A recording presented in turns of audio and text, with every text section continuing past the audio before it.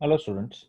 तो इस वीडियो में हम एक ऐसा क्वेश्चन करने वाले हैं, एक अच्छा क्वेश्चन करने वाले हैं जहाँ पे दो चार्जेस, दो अनलाइक चार्जेस है एंड सर्टेन डिस्टेंस से सेपरेट किया हुआ है एंड उनका एक ऐसा इक्विपोटेंशियल सरफेस का इक्वेशन ढूंढना है जिस पे पोटेंशियल क्या है, जीरो है। ठीक है, तो here's the question. Two charge particles q and minus 2q are kept in space separated by a distance a. Prove that all points in space with zero potential will lie on the sphere. ठीक है, तो इसको देखो, इसको कैसे हम लोग solve कर सकते हैं। लेट्स अज्यूम कि this is the x axis. एक कोऑर्डिनेट सिस्टम सिलेक्ट कर लेते हैं। Let's say this is the x axis, this is the y axis and this is the z axis. ठीक है, नाउ ये है, इसको एक्स एक्सिस ले लिया, इसको वाई एक्सिस ले लिया और इसको जेड एक्सिस ले लिया। Now simplicity के लिए what we'll do is कि we'll place one of the charges at the origin and one on the x axis. ठीक है, you may select y also, doesn't matter. ठीक है, x axis पे select कर x axis पे रख देते हैं। अब ये जो चार्ज है, इस चार्ज का वैल्यू से है, this is the plus Q charge, this is Q charge and this is the minus two Q charge. Now if you right the coordinates of this, इसका कोऑर्डिनेट्स क्या रहेगा, a कॉमा जीरो होगा and इसका जो coordinates of course क्या है, 0 0 0 because it's at the origin. ना एक रैंडम सा पॉइंट उठाते हैं, very random point p, and उस p के कोऑर्डिनेट्स को ले लेते हैं x y z। What, and let's say the separation between q charge and point p is r1 and from minus 2q the distance to that p is r2. I'll call this r1 and this distance r2. ठीक है, now what is the potential at point p?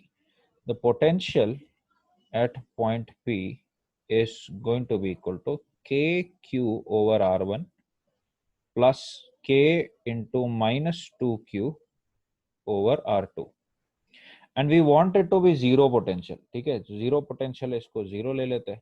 तो इसको देखो simplify करने से, देखो के Q को हटा दो, एक को इधर से अपने क्या मिल जाएगा, 1/r1 is equal to 2/r2, है ना। मतलब r2 is equal to 2r1 मिला। ठीक है, r2 equals 2r1। Now what is r2? r2 अगर आप ये यूज करो, डिस्टेंस फॉर्मूला यूज करो, तो you'll get R2 का वैल्यू मिलेगा root of x minus a the whole squared plus y squared plus z squared. ठीक है, and two times what is r1?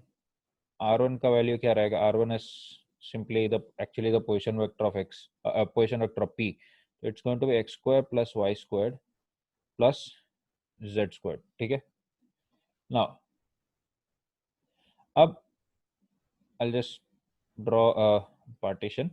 ठीक है, नाउ इसको अभी सॉल्व, इसको आगे अभी सिंप्लीफाई करते हैं एंड लेट्स सी कि इसका इक्वेशन कैसे आता है। ठीक है, तो if you square both sides will get x minus a the whole square plus y square plus z square is equal to 4 times x square plus y square plus z square. ठीक है, तो इसका देखो L H S R H S को मतलब brackets open कर लेते हैं, तो you'll get what, x square minus 2ax plus a squared plus y squared plus z squared is equal to 4x squared plus 4y squared plus 4z squared. ठीक है, सब चीज को आरएचएस में ले जाओ एंड इक्वल टू जीरो कर दो बेसिकली। तो ये क्या हो जाएगा, it is going to be 3x squared plus 3y squared plus 3z squared, 3z squared, फिर minus, sorry, plus 2ax minus a squared is equal to क्या हो जाएगा, 0 हो जाएगा, ठीक है। Simplifying this further you will get x squared plus y squared plus z squared plus 2a by 3 x minus a squared by 3 is equal to 0. All right. Now, this is, you can clearly see that this is an equation of a circle. Equation of a sphere. ये sphere का equation है, ठीक है. Just to get an idea of that sphere, to get into more detail कि उस sphere का radius क्या है and उसका center के coordinates क्या होंगे. तो let's look back at what the equation of a sphere actually was, ठीक है. तो x minus equation of sphere क्या होता था, x minus x naught the whole squared plus y minus y naught the whole squared plus z minus z naught the whole squared, ठीक है, is equal to r square. Now, if you simplify this, you can clearly see that कैसा मिलेगा, x squared plus y squared plus z squared, ठीक है, minus 2x naught x minus 2x naught x आया, then